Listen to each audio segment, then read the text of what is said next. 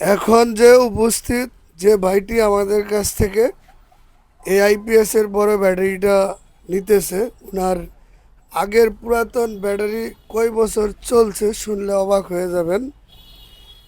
উনি উপস্থিত নিজেই আসছে। এই ব্যাটারিটির বয়স হয়েছে 6 বছর প্লাস।